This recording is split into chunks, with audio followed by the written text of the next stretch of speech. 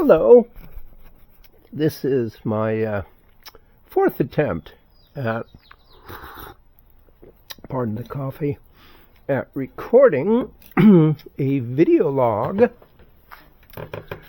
of freeing Henry, or carving Henry, whichever you prefer to consider. Need to get my gloves on. Henry is this somewhat large block of mahogany. It is probably from Central America, Costa Rica, Belize, one of these places, since your classic, quote, Honduran, end quote, mahogany is pretty much impossible to get anymore, at least commercially. So, this block is 2 feet long, 4 inches wide, and 12 inches wide. 4 inches thick, I think we should say.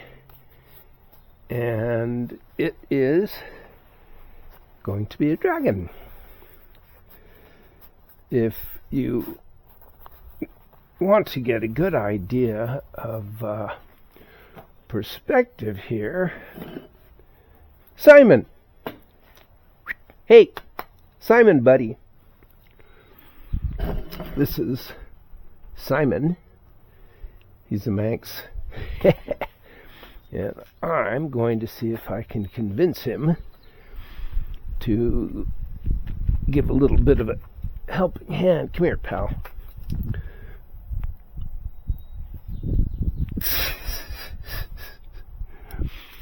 And so you can get an idea of how big Henry's going to be. Oh, Henry is the name of my dragon. Yeah. Simon is a pretty big boy. And a dragon the size of Simon probably have about good 6-foot wings or so. So that's pretty decent. But without getting too involved in how we're going to carve Henry,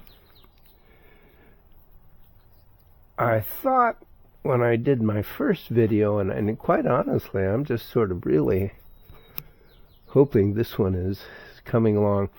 I started sketching dragon's head in here. This is not particularly accurate from my point of view.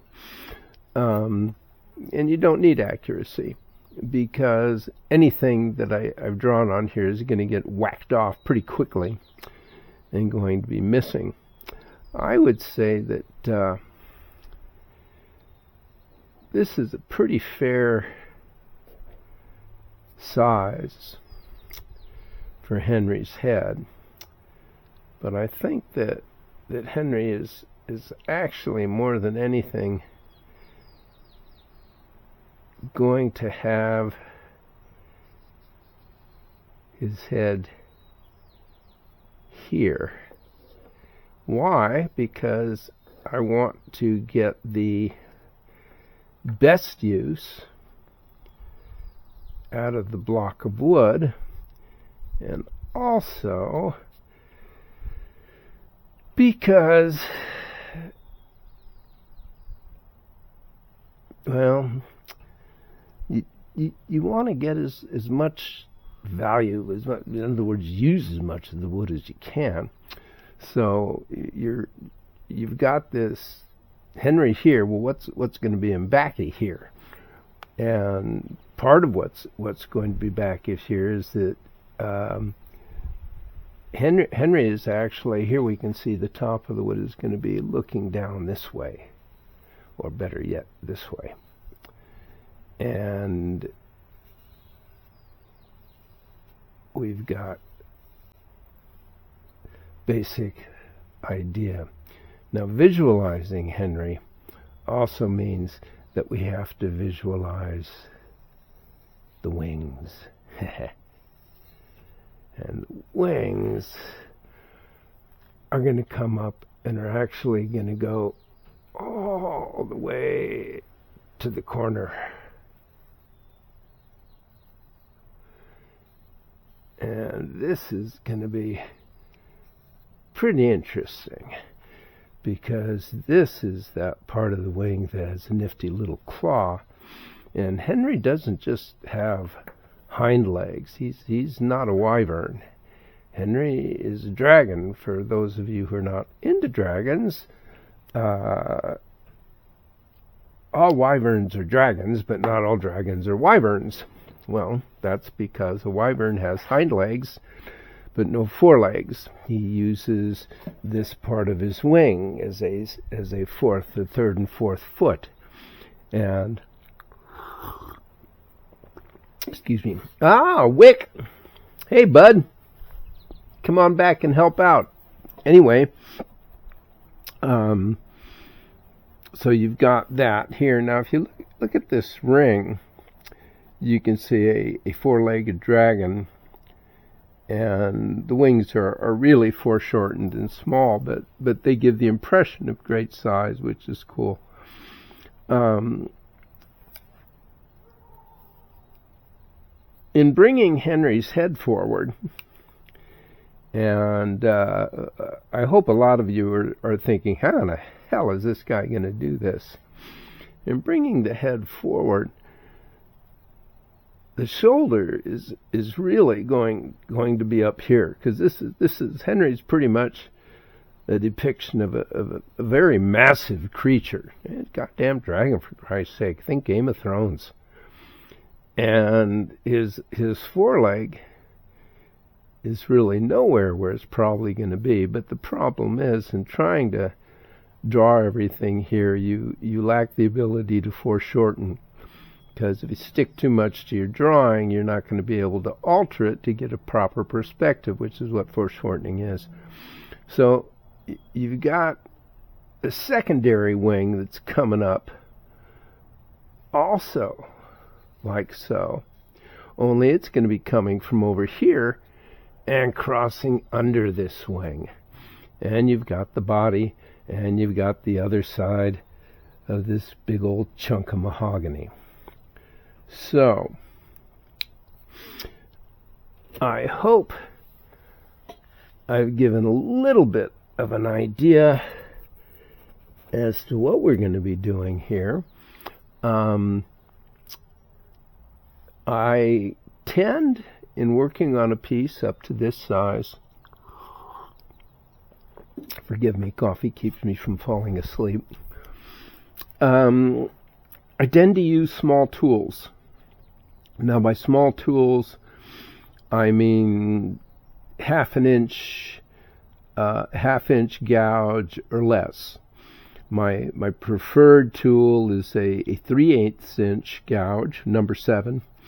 The curve number 7 is the curve that is consistent with the curve of a circle. It's not a deep gouge like a number 9 or the in-between number 8. Number 7 gives us that section of the circle, depending, of course, on how small our circle is. So anyway, my last number 3, which lasted some 50 years, calmly broke on me. And I couldn't find anybody willing to weld it, and I decided that was stupid, since I might as well just make another. So I have that in process, but I have not finished it. So I am going to be using a much smaller gouge, not much smaller, but smaller. And it is going to be about 5/16 of an inch.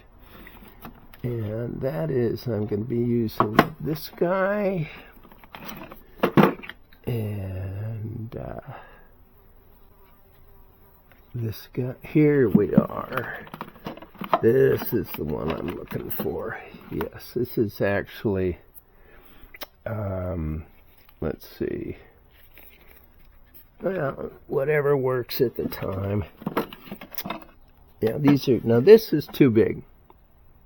This is like a 3/4 inch fishtail, and that is too big for my purposes.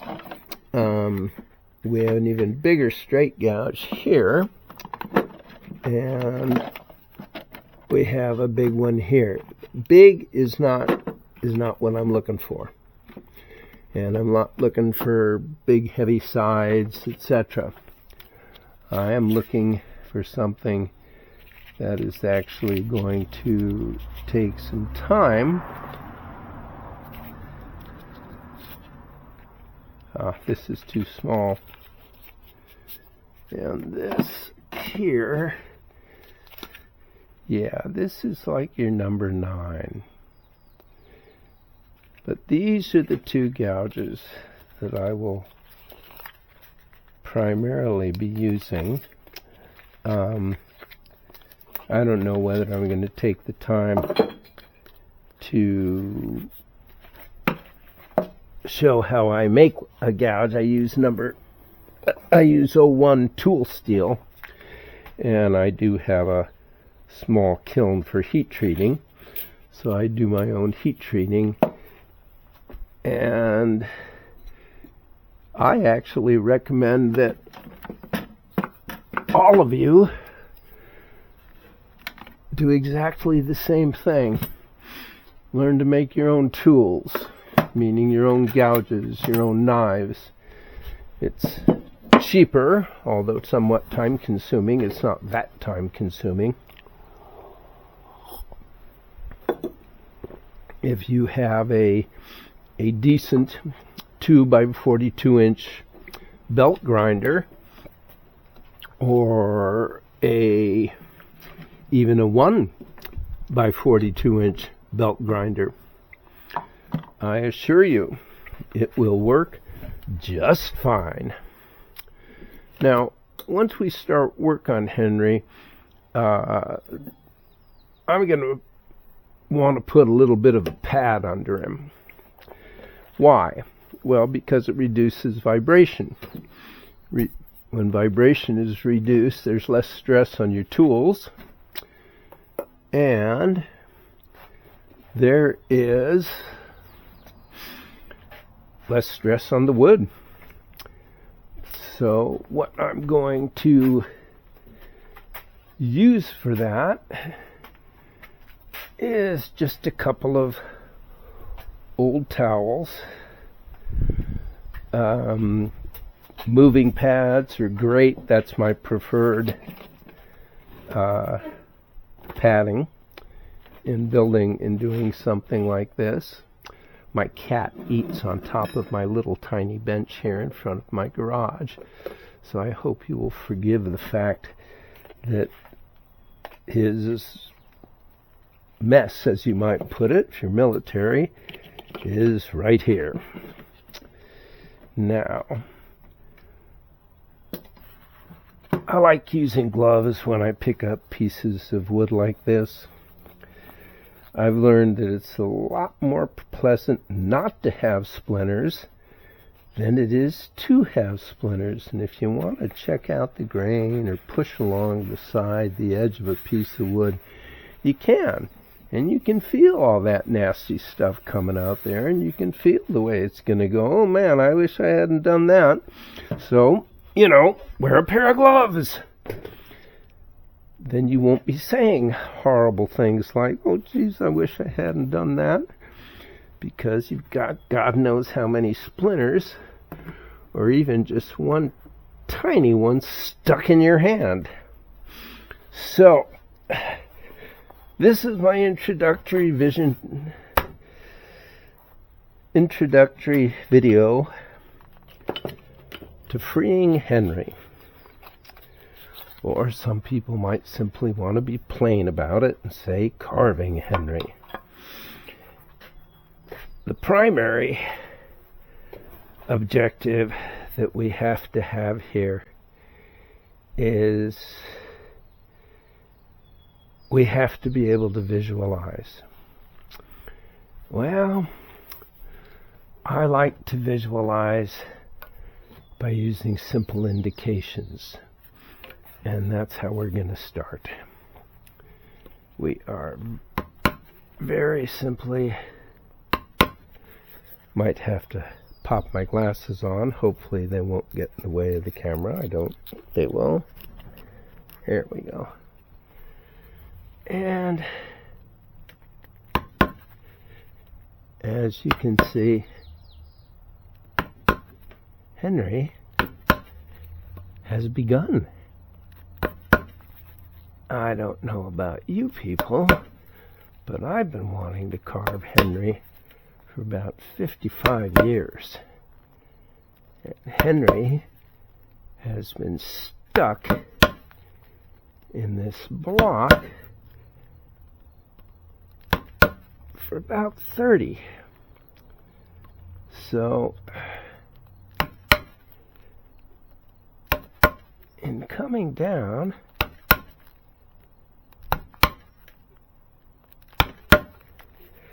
I mean, why aren't I going the other way? Well, the reason I'm not going the other way is because I don't want to splinter off pieces of Henry's head. You know, how'd you like it if part of your mouth broke off and the guy is trying to free use you has exactly, oh shit, you know, that ninth Chinese immortal, not something you're really into. Okie dokie, now we're gonna go back, not real hard.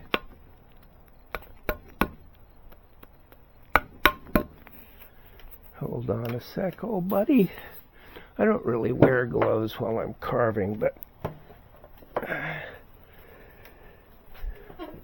I've got to move this block, and I'm so used to wearing fingertips or this, that, or the other to help me. In fact, I'm used to having carving halfway onto my lap too.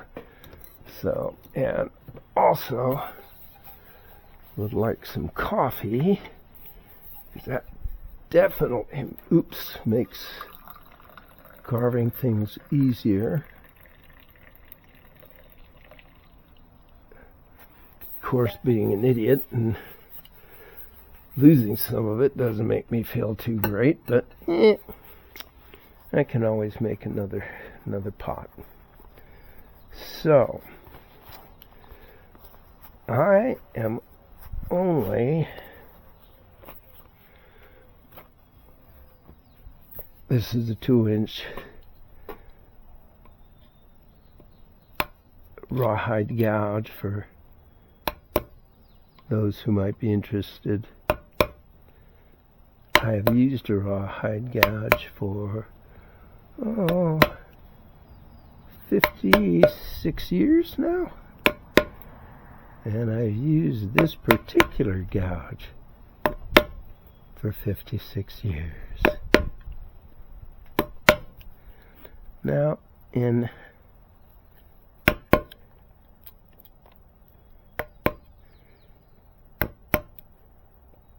just not whacking real hard, but we have got to get Henry's head somewhat exposed, because if we don't, we won't be able to see where we're coming from. Let's move you over here, bud. Okay. Now, interesting moving around a 30-odd, 40-pound piece of wood. I have to remember that the center of Henry's head is really here, and this is where you get that real nice ridge of spikes, etc.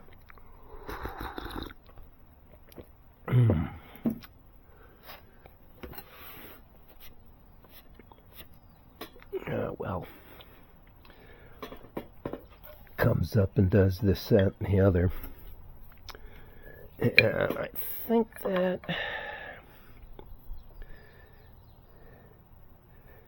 we're going to want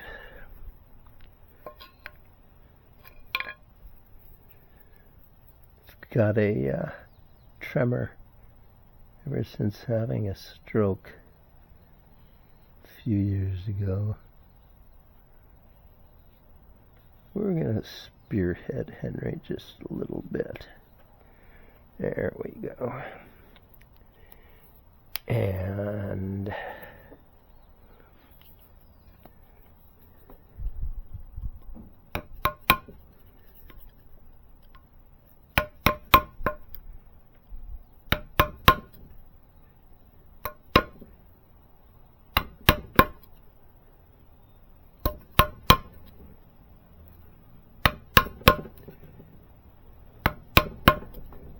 in case anyone is actually curious just how long this is going to take, I've got no idea whatsoever.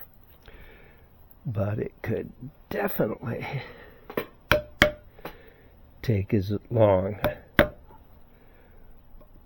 or as much as 200 to 300 hours, possibly more.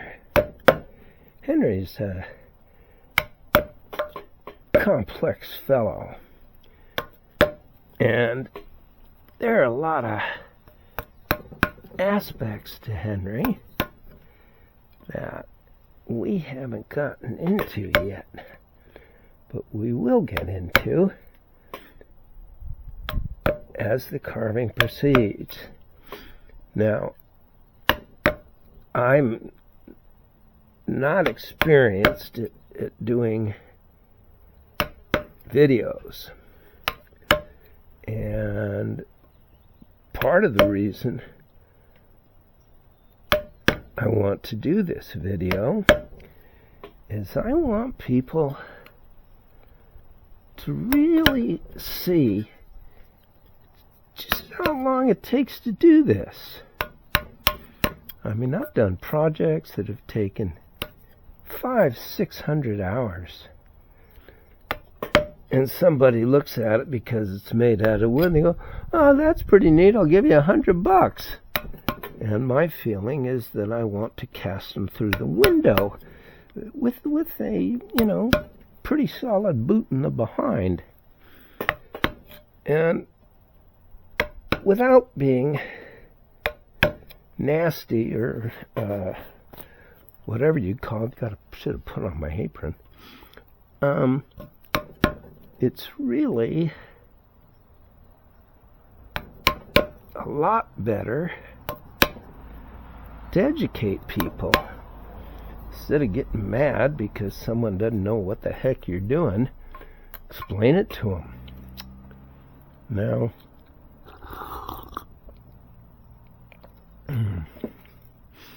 as we start to get Henry's head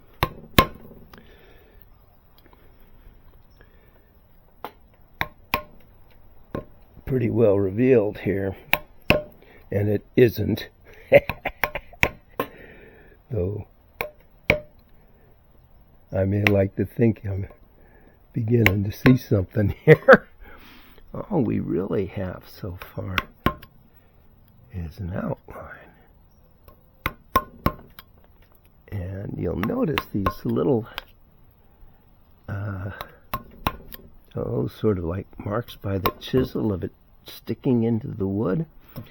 We want to be careful not to leave a lot of those, because if we do, we're going to have to go back and clean it. And that, I assure you, is just drudgery. Now, using a small chisel, as you see, not really whipping away a lot of wood, but the purpose is not to whip away a lot of wood. The purpose is to carve Henry. The purpose is to reveal him. And what are we revealing? I mean, think about it, man. A dragon. I have always wanted a dragon. Hey, Simon! Now, Simon's got some excellent dragon qualities. He's a Manx cat. He can jump from where he's sitting without moving over 6 feet straight up in the air. And I'm 6 foot tall, and he can sail right over my head onto the stairs. So that's pretty entertaining. Now see those rear legs? Rear legs are high. Front shoulders are low. Quality of a Manx cat. And they tend to go berserk every now and then and just go flying around the house. I mean, he's definitely a flying cat. Well, Henry here, he's going to be even better. Because Henry is going to have wings. Now, I didn't really check the time I came out here. I know it was around 3. And might get a timepiece out here so I can get an idea of how long my first video is. The big deal is I think I've figured out how to film it, but the 326, we haven't been working too long. Good. But the real big deal is going to be getting it into the computer and getting it into the right folder, which is Henry, and going from there. Okay. How big do we want to make you, buddy? Okay. A lot of Henry is just pure visualization. And the reason why is you can put all the pictures of dragons that you want on the wall or, wherever. It really doesn't matter, because what it boils down to, none of it's going to help you. I mean, yeah, it's nice to have a reference to, okay, the neck's like so, the head's like so, the spikes are like so, the whatever's like so. But the last analysis, what's really going to happen is that reflection. Oh, what's really going to happen is you're going to have to understand where Henry is. And the only way you're going to do that is by being able to visualize him. Now right here, we've got something coming straight at us, and it's flat. And okay, you might think a little bit like a print, wood block print, linoleum block print, whatever. But you have to think in terms of a structure, and you have to think in terms of what's going to be three-dimensional, because this is three-dimensional. This is not. So let's give him a jawline. Now, whether that's pretty far back, which means he's, if the dude was the size of a Game of Thrones dragon, you'd ride a horse right down his throat. Which is a pretty hellacious thought if you get into it. So let's get into it. This dragon, if he's flat, he ain't riding nothing nowhere. You've got to get in there.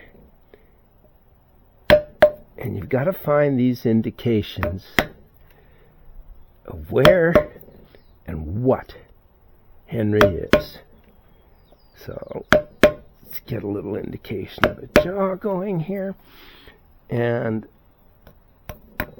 what's going to happen is I've got to start.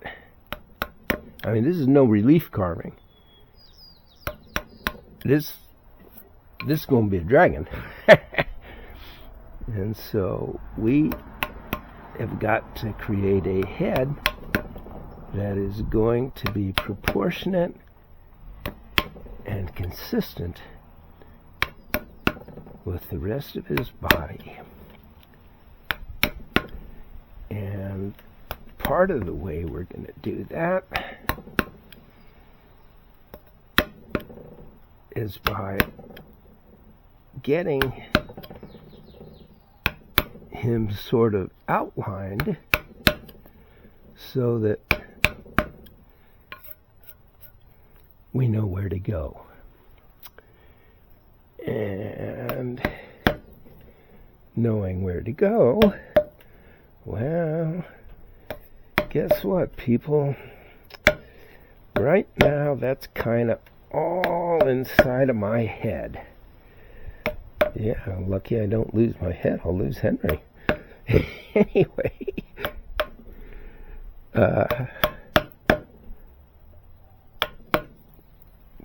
I'm gonna get kind of daring here, and I'm going to start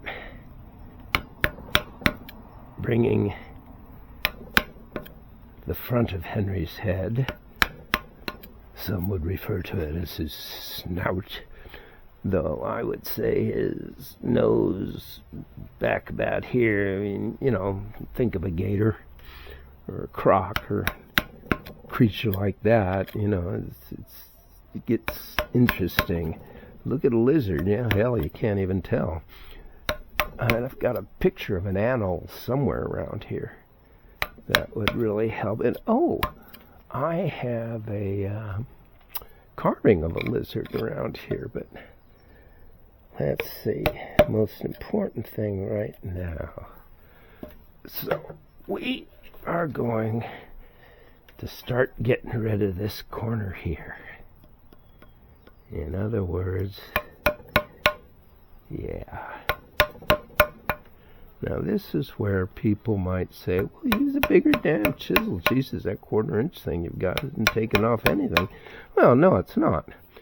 But what it is doing is giving me the opportunity to make mistakes and be able to fix them before I mess up completely. Now, a little bit of information that you might find interesting is, number one, I'm 75 years old. Yep, 75 years, and this is the first time I've actually carved a great big in-your-face dragon. And I've really looked forward to this. And it's worth waiting for, because now I can do it. And I look forward, hopefully people will look at this, to reading all kinds of comments that say, bullshit, you can't do that. Because the only way that I can even dispute that is by simply carving Henry, so I don't dispute it. I look forward to seeing it. I look forward to seeing why people are dubious about Henry. And as I carve this, I hope that the people get into it. And as I started to say, wiping out my coffee cup is not really carving Henry, but that's what's keeping me going. So let us continue. Hey, Simon, you hungry, bud? Let me pull Henry forward a little bit so you can get a little more room. Here, have a little something. Yeah, that hand shaking up and down was the result of part of my brain deciding to die on me about 2018, 8 years back. 8 years back? 7 years back. Had a stroke. But it does not affect my ability to carve, which is the fun part. Now look at this here. This is some nice wood. This is some really pretty wood. And one of the nicest things about it is I've had it for a long time. And as we work here, and as Henry starts to drag himself out of this block, we're going to have some really interesting views of what it's like to do this. And I'm going to have to buy myself a cheap clock because I'm sorry, I apologize, 75 years old, I shouldn't give a damn, but I'm a clock watcher. And it's not because I want things to go by, it's because I'm doing something where I've only got X amount of time. Thank you, Thermos. I'm glad to know I'm vibrating my bench. Oh, and here you can take a look at my disgustingly crowded garage. I'm not even using a bench that I built. I'm using a bench that I found here when I moved in quite some time ago. There. And one of the nice things about that, quite honestly, is that if you're a person who wants to carve wood, someone who's thought about doing this, and the expense, and tools are very expensive today, of getting tools, of, well, what if I think I don't like it? Well, you might not. My daughter, when she was 8 years old, decided that she wanted to be like me and carve wood. And I said, okay, let's carve a project. You can sit here and I'll sit here and I'll help you. And she finished the entire project, and then she turned to me and said, are you going to be upset with me, Daddy? And I said, nope. She says, I don't want to do this again. And I said, okay, not a problem, sweetheart. Go for it. So, I understand if you are reluctant, but there are sometimes craft schools that teach wood carving where you can use the tools that they have without having to buy your own. Now, I got to the point where I got so sick of what tools cost, hey son, that I just started making my own. And I can't recommend that highly enough. Believe me, if you can carve a piece of wood, you can make a damn chisel to carve the piece of wood. It is not that big a deal.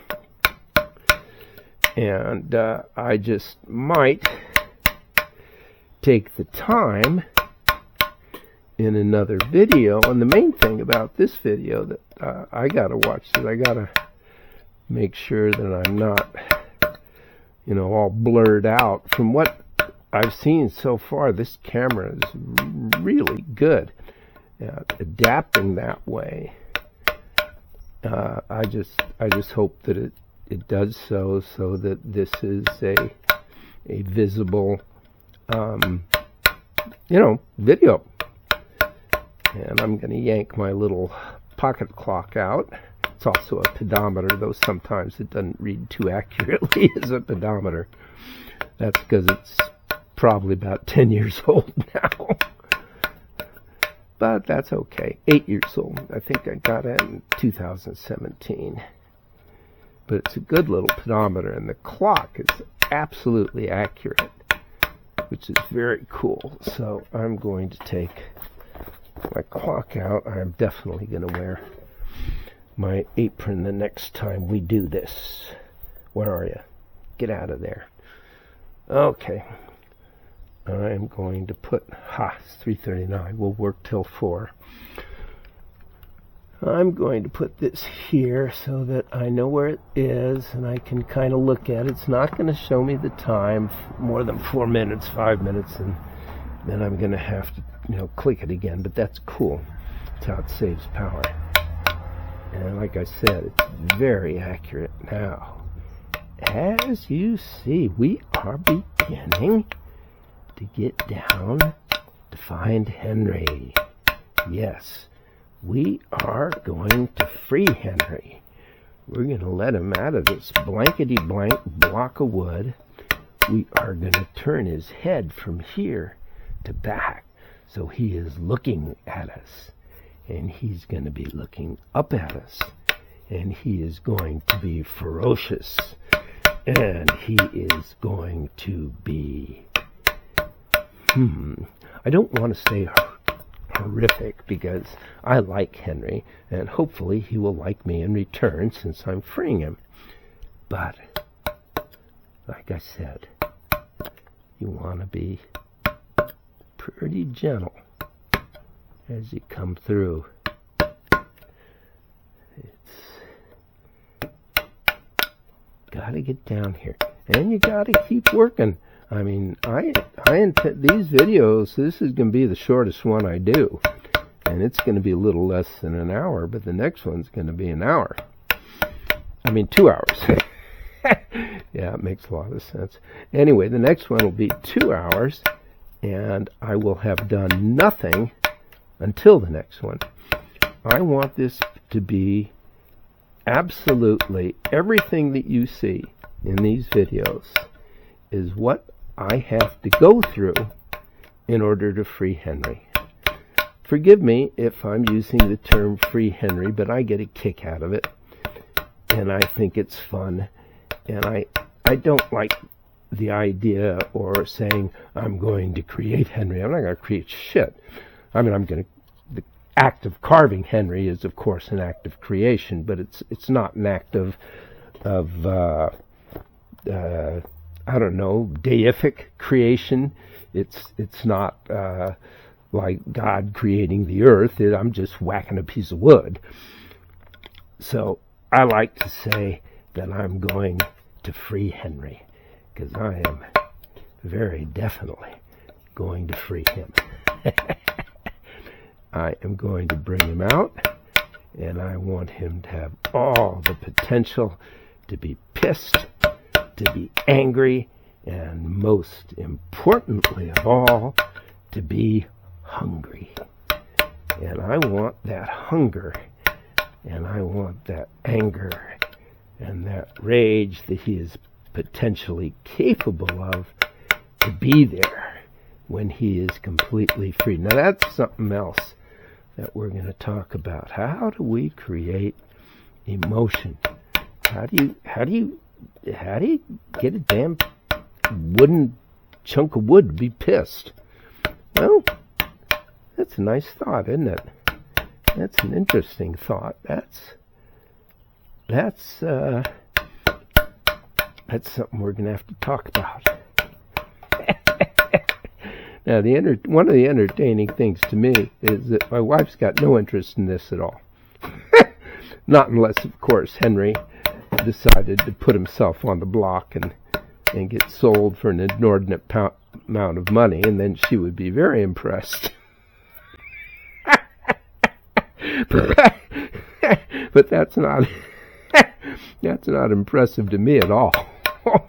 What's impressive to me is Henry. And we are making a beginning. Whether it's a good beginning remains to be seen, but it's definitely a beginning. And by carving with this ridiculous small tool and this ridiculous small chisel, it gives me a chance to understand Henry. It gives my mind a chance to visualize Henry, to know where Henry is inside this block of wood. I had seriously considered discussing all the problems of foreshortening and this, that, and the other, hoo-ha, hoo-ha. And who gives a goddamn? I mean, Jesus Christ. You know, you go on about that, and nobody's going to be interested in what you're doing. I mean, sure, it's a problem, and it is something that has to be considered. But what after all is foreshortening? Foreshortening is altering a specific form to create a proper, quote, end quote, proper visual perspective. Now, the classic example of this, of course, is is Michelangelo's David.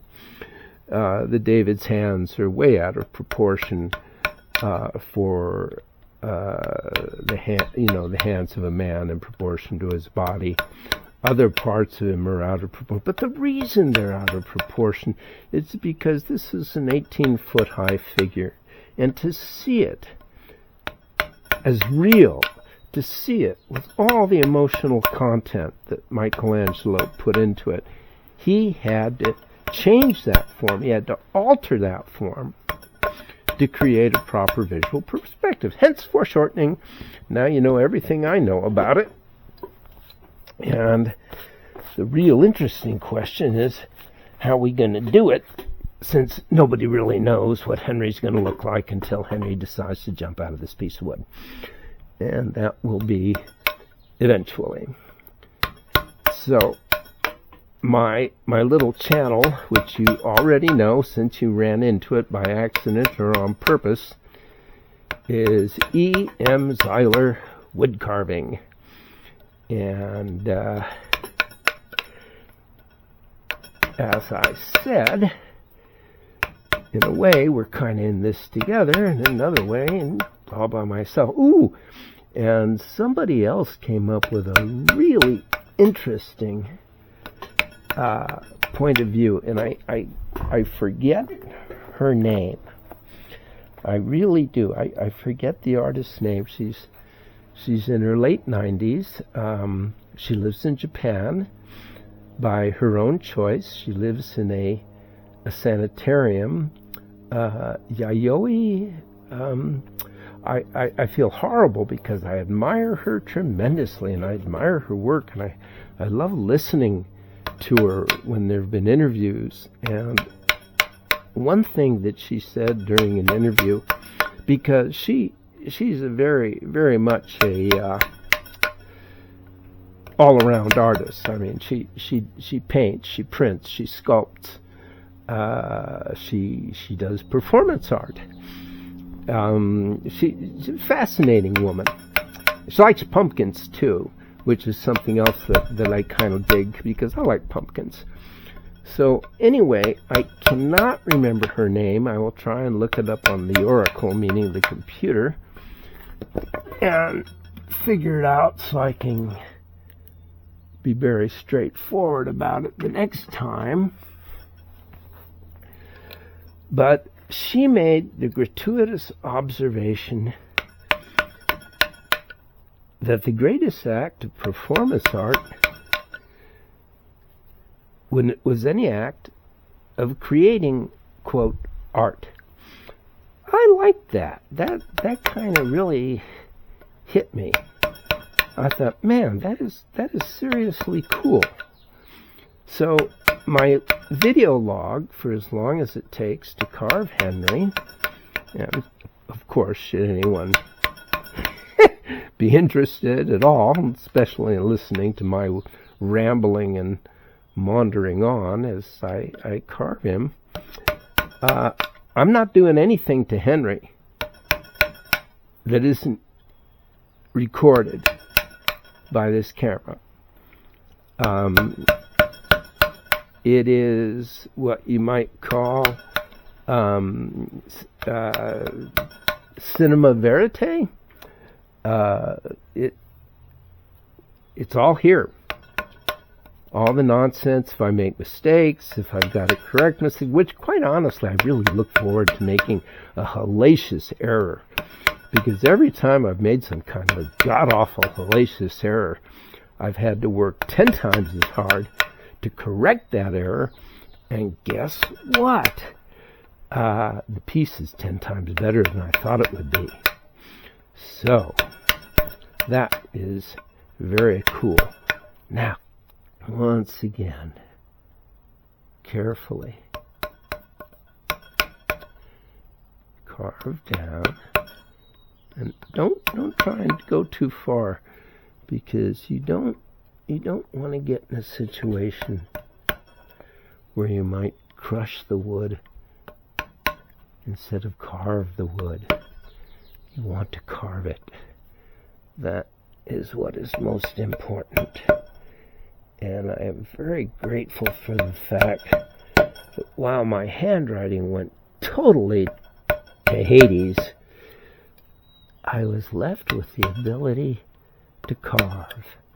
I can't hammer a nail into a board, but I can carve wood, and I can free Henry. And that is very, very cool. Being a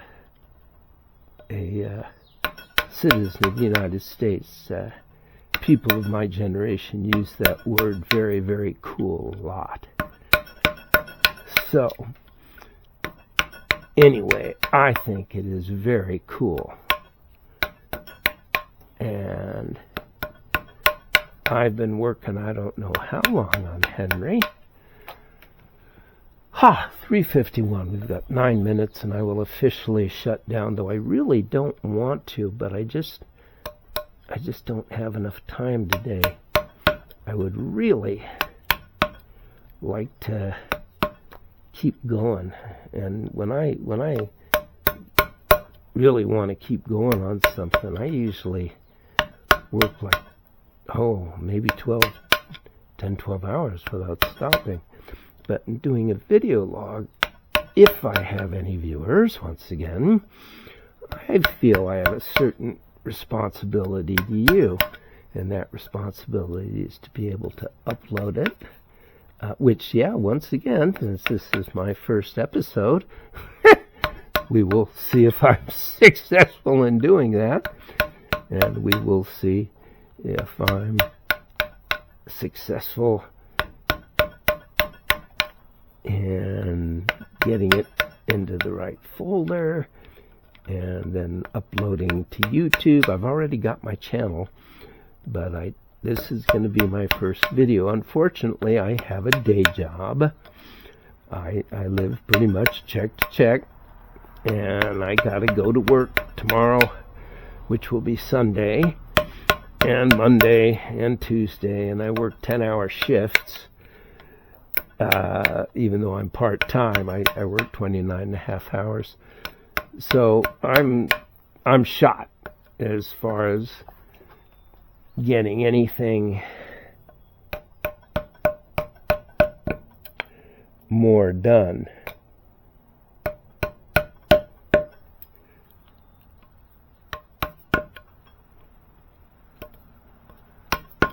I mean, once I stop here, I'm gonna stop here. Now my plan is to, except for Fridays, I've got to do the marketing, is to try and do this a minimum of 2 hours a day, 3-4 days a week, and maybe even do 2 or 3 in one day if I actually manage to not have to do anything. Now look at here. This is interesting. So we see where this is starting to come up, and we're starting to get something here. But notice the tilt, the slant, the angle. This is a lot larger than Henry. Lot larger than Henry. And I am not going to attempt to close that off yet. It's too soon. Don't know enough about Henry. Not close enough.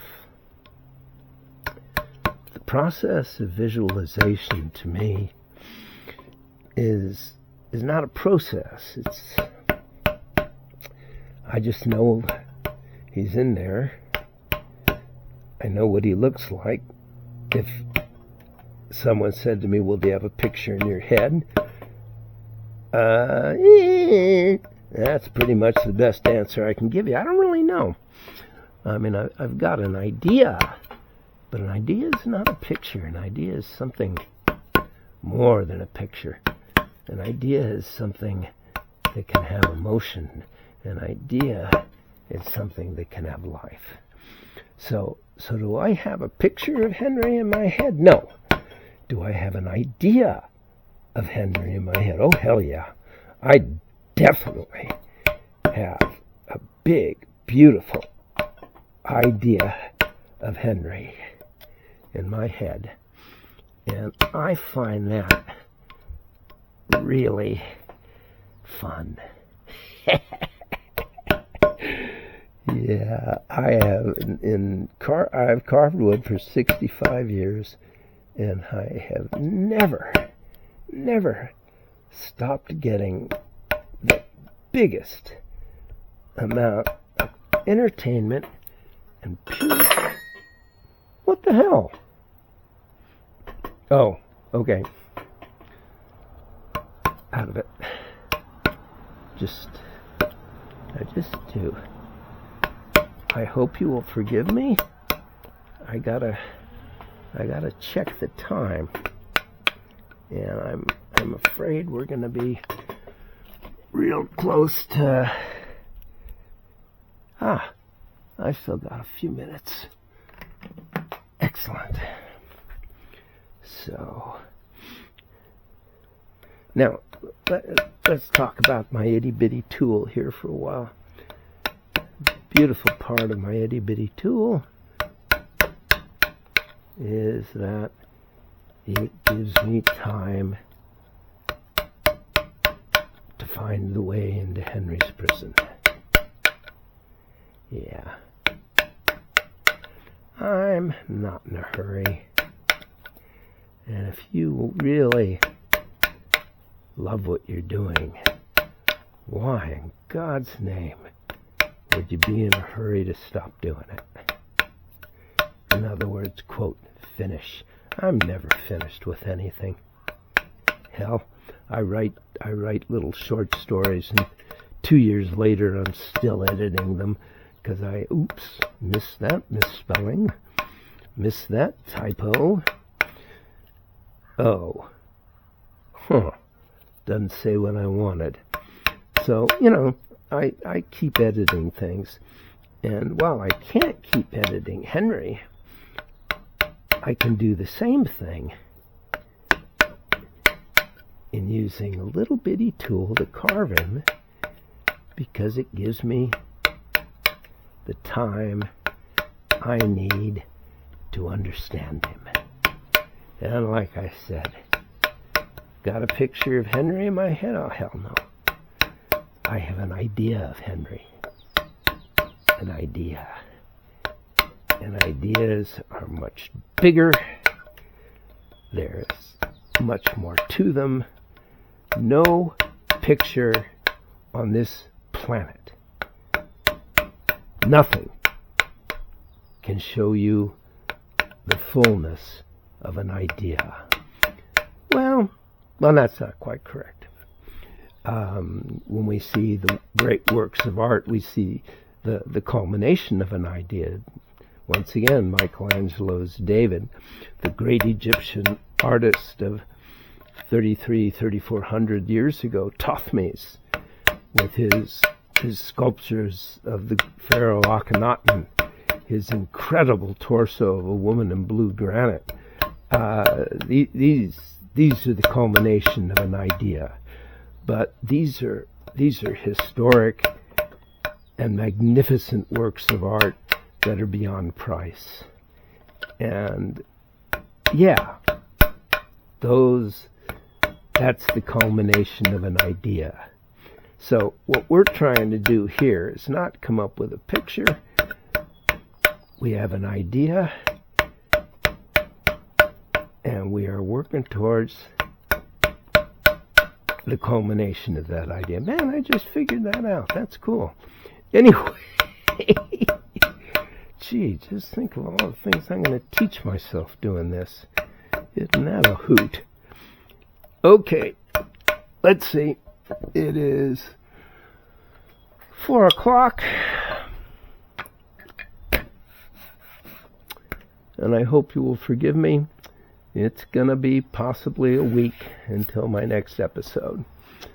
I hope this one works. I will turn the camera around so you can, get an idea of what I look like. 75 years old, don't forget, I'm going bald, all this, that, and the other. So, hi there. Have a good day.